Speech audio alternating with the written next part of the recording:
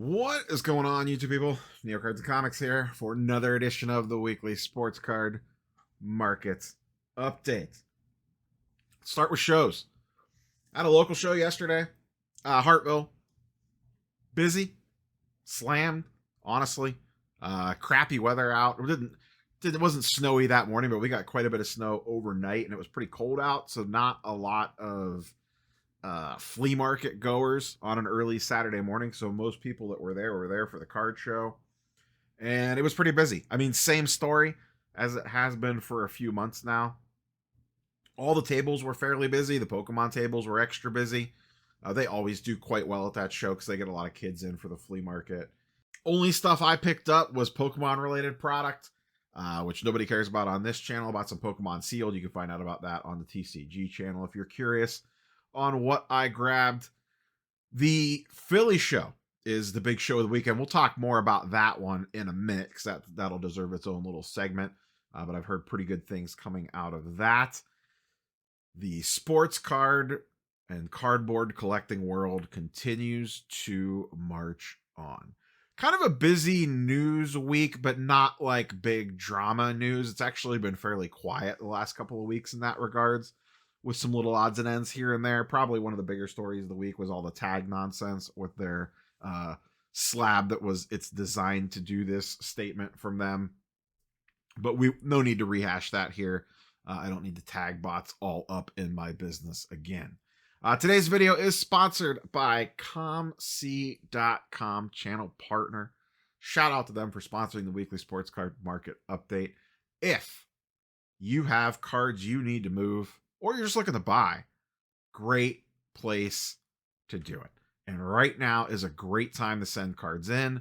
They are running 30% off elite and select submissions right now, so you can get a real nice discount to get cards in. I am going to be bundling some stuff up to send off to them. I already had a box ready to go, and I am going to take advantage of this 30% off on select and elite. I actually think for the first time, I think I'm going to send in some already graded cards. I have like some random PSA 9s and some low end stuff, like $10, $15, maybe $20 slabs that I honestly just don't feel like dealing with. So I think I'm just going to include it in the shipment and send it out to them and just sell them on that platform versus listing them on eBay myself. So maybe I'll get that box out this week. I've been talking about it for weeks now, but I need to get that one out the door. So they will be at Dallas doing drop-offs, and you can get 30% off there as well.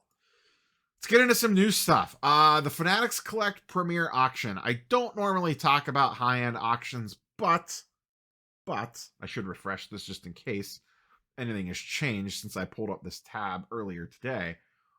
The Paul Skeens 101 debut patch is off and running. It's been up for, I think, 2 or 3 days now as of time of recording. $550,000. Listen, 12 days left. If any of you want to bid on that, if one of my viewers wants to take that bad boy down, shoot me a DM. I will send you my Fanatics Collect affiliate link. All jokes aside. I have no idea what this thing is going to go for. I don't pretend to understand high-end sports cards and the whims of ultra-rich people that buy them.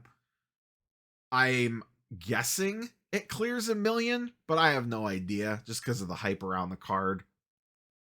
Also, I was just cruising through this front page, and maybe they're all like this. Like I said, I don't pay super close attention to the Premier auctions.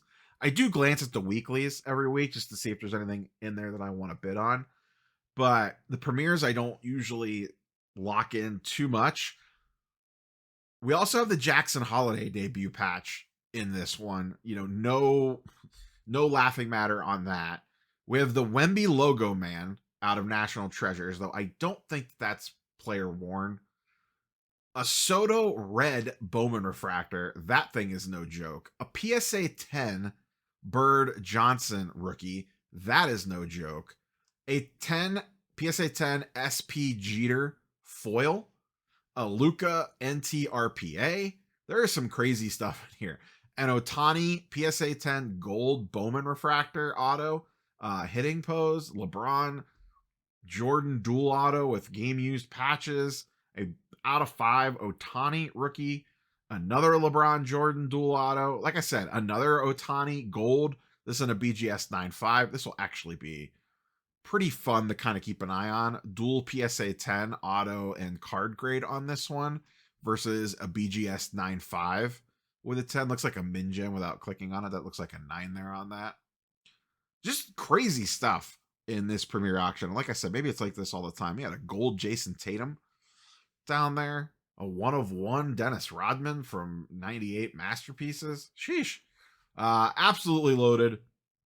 But this is the one that everybody cares about. The beast of the Paul Skeens 1/1 debut patch. So much drama, so much nonsense.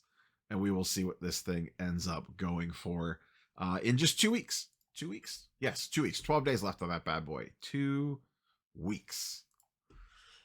Philly show. Mentioned it at the top. Absolutely. I've everyone that I've talked to that is at this show, Andy Sports Card Investigator is out there. A few other people, I know a couple dealers set up out there have DM'd me over the weekend, have said it is absolutely insane. Now, the Philly show, great show. It is my favorite of the big East Coast shows. I personally prefer it over Chantilly. It's the same people that run both shows. I just like the venue of Philly better. I think it's a lot bigger. For me, traveling the better part of a day to get to a show, I want as big a show as possible. And Philly feels bigger than Chantilly does. I've never done like the East Coast National, I think, which falls under their purview as well. But it is my favorite of that Mid-Atlantic East Coast show circuit. Couldn't make it out to this one, but I've heard it's absolutely insanely packed. Now, I don't know how much of that is for cards and how much of that is for autographs, because essentially the entire Philadelphia Eagles team is there signing fresh off their Super Bowl win. This was Jalen Hurts. He was only signing on Friday. But I heard today's lines were insane just to get in the show. It was wrapped around the building, and that is a big building. Anyone that's been to that show. So if you have any firsthand reports from Philly, feel free to fire away in the comments down below. But it sounds like that show was next level. And like I said, I'm sure a lot of that was because shows are hot right now, but I have to imagine the Eagles signing there were probably a huge draw. Philly show, they do fantastic. Like, I'm not big like go wait in line for autograph signings, but when I look at the list, they knock it out of the park with that show, from national signers to players from their own backyard. They do really great work there with autograph signers. So fun show, fun venue. I feel like I talked about this already. Maybe I didn't. It was making the rounds on social this week. I don't know if it was just people figured out that it was new. Remember Backyard Breaks? Remember them? Remember that whatnot controversy they had that no one talks about anymore? No one cares anymore? Well, Backyard Grant account was temporarily suspended, and he obviously hasn't been seen since, as he's on sabbatical. And it appears they have rebranded the channel. So it's now Backyard Buzz, and some eagle-eyed people had spotted that this channel came out of nowhere and just happens to have pretty much the identical number of followers that Backyard Grant had, the same number of followings, had virtually the same number of sold items, all this stuff all matched up pretty much 1 for 1. So it appears the channel is back just under a new name. So once again, so much for that zero tolerance policy. They basically got to keep the channel, even though they kept all their other channels. They had air quote banned the channel that it was actually done on. It looks like they did not completely nuke it from orbit, to be sure, to quote an absolute great movie. They just let them resurrect it under a new name, but people caught it. I'm sure nothing will change. Nothing will happen. Nobody cares. I shouldn't say nobody cares, but you know what I mean. This thing has been fully swept under the rug, and everyone has moved on to 16 other different controversies that have happened since. It does not seem, I don't know their numbers. I don't know if it's had any direct impact on Whatnot or Backyard's pocketbooks at all. I don't know if things are filling any slower. I've never bought another break, so I don't even have a way to tell if I went in there to watch. I know people deleted their whatnot accounts and stopped buying on there. Maybe it had some small effect. I don't know. I hope so, but it doesn't seem like anyone cares, at least at the corporate level. So I don't know. We'll see what happens as we go from there. The next real big question is, are they at the National?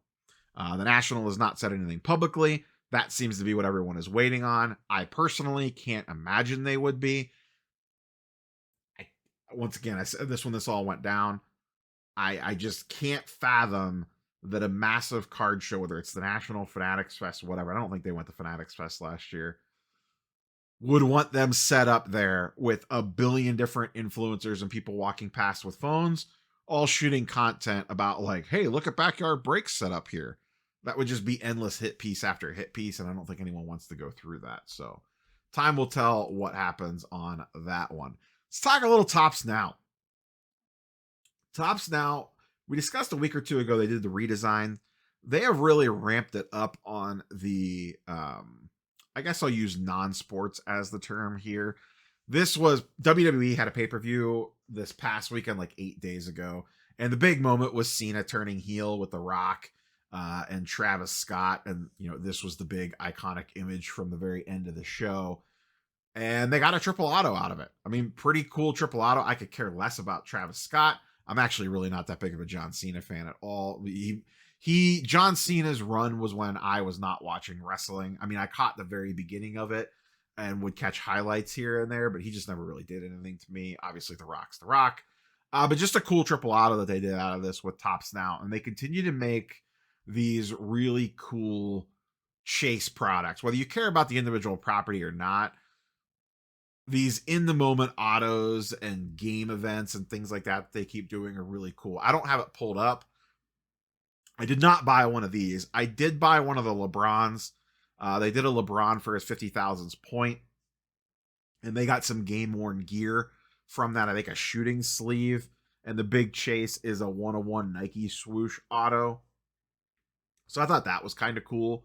I hate that he's in a Lakers uniform, but what are you going to do? I just bought it as the lottery ticket. But that's really kind of what Topps Now has turned into. If you don't care about the individual base card moment for any particular reason, they've essentially turned this into a scratch-off service, and a lot of people chase it. They sold a ton of the LeBron card. I think they sold a ton of this one too. Another one that I did buy, which I really like the way that this looks. They've been doing these for the MCU shows. Daredevil Born Again, which debuted on Disney Plus this week. First 2 episodes were on point. Really great looking card. This looks so much better than the Falcon and the Winter Soldier one.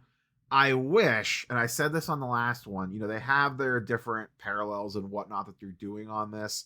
There are some image variations as well. There's the Kingpin one.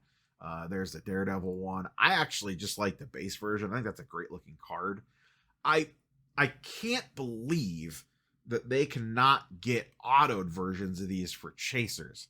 That seems like an absolute no-brainer. Now, the main reason I bought this is I am hoping, as I go to cons, I go to a lot of Comic Cons, I think this would be a great card to have signed. My thought process was to have Charlie Cox sign on this side, like maybe like up here in like a white paint pen, and then have Vincent D'Onofrio sign on this side in like a red paint pen. I think would look fantastic. So I bought one of these. I'm going to stash it away specifically to take to an autograph signing. If they end up being at New York Comic Con or any of the other Comic Cons that I go to, I think this would make a great, great dual auto card to have them sign. So I'm going to file that one away and just kind of hang on to it for that purpose. But if I'm like a medium level Daredevil fan. I like him more as Charlie Cox portrayal than I do as an actual comic book character per se. But I just think they did a really nice job on the image of that card. And I'm happy to stash one away. And like I said, my plan there is to eventually get that autoed if I can. This is kind of a cool one on a positive note. Another Topps Now story. So for those that don't know, I don't think I've ever really talked about this a ton. In college, I originally went to school for photography.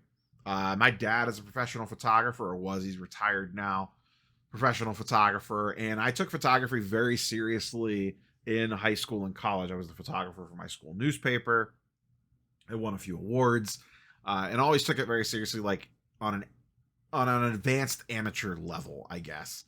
When we would travel on a lot of vacations, I would take photography very seriously. I shot a lot of high school sporting events, and I've always loved sports photography and just photography in general, and that kind of eye that it takes to kind of capture a moment and the ability and how hard that could be from behind the camera.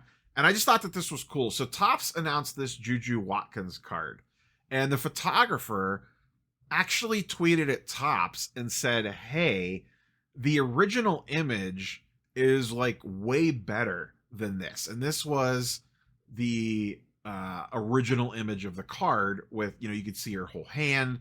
And it's just a much better looking image. And Topps tweeted back and was like, "Yeah, you're right." And they changed the photo to the full frame version, which I just thought was really cool. And then they said, "Hey, they're going to send the photographer a couple for free."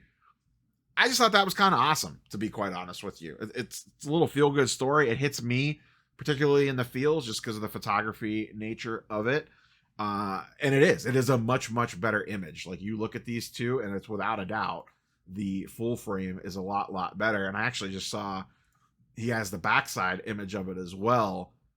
This is really cool as well. This would be a great looking SP or image variation of that card as well. Nice jersey with it framed with the fans up there. That's a great image. Actually, prefer that back image to the front image, but great.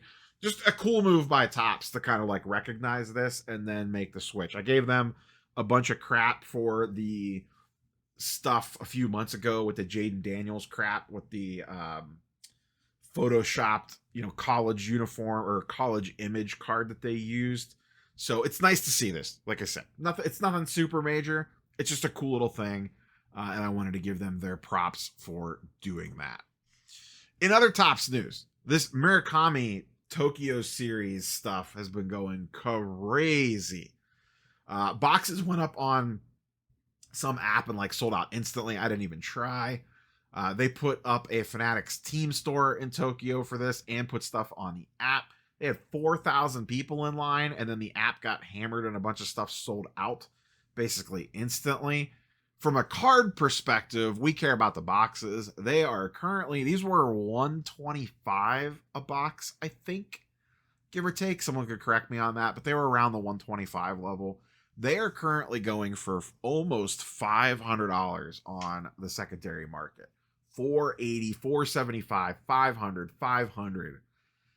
Supposedly, these are pretty short printed. Some of the cards look kind of cool if you're into that Japanese style stuff. It's not 100% for me, but I get it. I understand why it's popular. So these are probably going to perform pretty well given the short printed nature of it. And I assume Otani stuff out of these is going to sell for a metric ton. Some of the SPs and the chase cards and things like that. I should Google around. I haven't seen, I don't know if there's any box openings on YouTube yet or not. I'll have to check that out to see what those look like. The other big Topps drop this week, Topps Chrome Sapphire WWE. I did try to buy this and was unable to get them checked out. They were in stock, but the website was acting weird. It wouldn't let you add it to the cart. Then it would, and then it would crash, and then it wouldn't. It was a whole mess. To be fair, I was a couple minutes late clicking on the website, so I kind of knew I was cooked before I even started. I had it all pulled up and ready to go. Got logged into my account at 11:30. Got distracted, and then all of a sudden looked, and it was 12:02, and I was like, "Oh crap!" And tried and was not successful. They were $279 a box, one autograph, and they are currently going for about $420, $425 ish per box on the secondary market. So not really a huge margin if you flip it when you factor in eBay fees on the back end. You're making a little bit, but not a ton. But I enjoyed the WWE Chrome box openings that I did. And speaking of which, I was curious. WWE Chrome hobby boxes are still actually performing quite well. Still sitting at $365. That's up about 15% from the secondary market release prices and way up from what they pre-ordered for on the initial drop. So the set seems to be doing quite well and pretty popular. So we'll see how that ages in the future. I don't know how big the print run was on this, but Topps seems to be doing quite well with between these releases and, quite frankly, the Topps Now stuff. I have a feeling, if you're a big wrestling person, I have a sneaking suspicion they're going to probably have some awesome Topps Now stuff from WrestleMania, which we're still a few weeks away from, but we are rapidly approaching that. Let's continue down market movers. Link in the description down below if you want to play around with your own little versions of charts and graphs. Let's look at 2024 Prizm NBA. We have not peeked into the singles of this product. We have looked at sealed, but we have not talked about singles. And as we like to do when Prizm first releases, I was curious, especially with this draft class, to see who was actually selling for a decent amount. And this is Silver Prizms raw, ranked by highest to lowest. The most expensive, and do once again keep in mind, this is a new product. These prices are still trying to find their floor. So I'm not overly concerned about what they're going for. I'm more looking at the tiers on how they kind of group out. Stephon Castle is by far and away the most expensive and in a tier by himself. Not surprising. He's probably the best player currently in the class. The second most expensive card is the LeBron Silver. This is a chalk toss homage, throwback, whatever you want to call it. I actually, no offense, I think this card looks like crap. I just do not like it. And maybe it's the Lakers bias in me because I don't like him in a Lakers jersey. I get what they were going for here. This just does not look like that great of a card, especially compared to the original one. And maybe it's just I'm so partial to that original chalk toss from the 07. This just does not do it for me. I don't know. Curious to hear your feelings and thoughts on that one. Anytime you mention LeBron, it gets people fired up in the comment section. This tells you everything you need to know about the current NBA draft class. Jared McCain is the second highest selling rookie, and he's out for the year with a knee injury. So let that sink in for a second. Reed Shepherd is third, and he doesn't even play. Buzelis has just started getting run with the Bulls. He's been pretty good, but he's just starting to get a little bit of playing time. Then we have Dalton Connect, Rob Dillingham, Terrence Shannon, Bronny James, who I quite honestly forgot about. Here's his Silver Prizm, going for about $25. Zachary Richeche, who's actually having a pretty decent season. I'm surprised he's this cheap. Alex Sarr, and then we get down into the really deep guys. Though down here, Zach Edey was a pretty big name on the draft, and Jalen Wells has actually been having a pretty good season for the Grizzlies as well. But you can see this class drops off quick. Not a lot of hype behind this one at all. Be very curious to see where these end up settling out once kind of inventory flushes out. We haven't even gotten retail yet. Do not overpay for Silver Prizms from this class. I have a feeling there is a lot of room to go down. Same thing on the opposite side. I wanted to check in on Caitlin Clark Silvers just to kind of see what they're doing as product continues to flush through the system. And they are still finding their floor as well. Her regular traditional Silver Prizm is at 360, and the image variation is at 200. Over the last week or so, it looks like they may have leveled off. We'll probably still need to see it a little bit longer to see if this is where their ultimate floor is. I still don't think a lot of WNBA retail is hit, so I'm not quite calling the floor yet until that retail flushes through the system. But still, obviously, very popular cards and drastically outselling anything in traditional NBA Prizm this year. One last thing I want to look at, baseball. And here, we're, almost 2 weeks in the spring training, 10 days in the spring training, depending on the team. I was just kind of curious how some of the guys are performing that have kind of had quick starts or hot starts to spring training. So I got 4 names pulled up here: Junior Caminero, Cam Smith, Spencer Jones, and Jacob Wilson. are all off to pretty strong starts with their respective clubs. These are all PSA 10, just base Bowman autos. Junior is up 30%. Cam Smith is up 93%. I think he's leading the minors in OPS last I looked. He's having an insane start to the spring. Spencer Jones has been cracking home runs left, right, and center. Big Yankees prospect. He's up 25%. And Jacob Wilson, I think he hit a spring home run today, but he's been hitting the ball all over the park. He cracked the major league roster last year for a hot minute. I think he got hurt right away. But his stuff is up 20% as well. So spring training baseball is in full swing right now. Keep in mind, if you're invested in some random high school kid that hits a bunch of home runs in spring training, it might not be a bad idea to move off of it. With that, we're going to wrap things up there. I'm going to go settle in and watch Lakers Celtics. Watch Luka go up against Tatum and LeBron and Jaylen Brown and the whole 9 yards for the hyped Saturday night game that is about to tip off. So, as always, curious for your thoughts and comments down below. We will catch you boys and girls on the next one. Peace.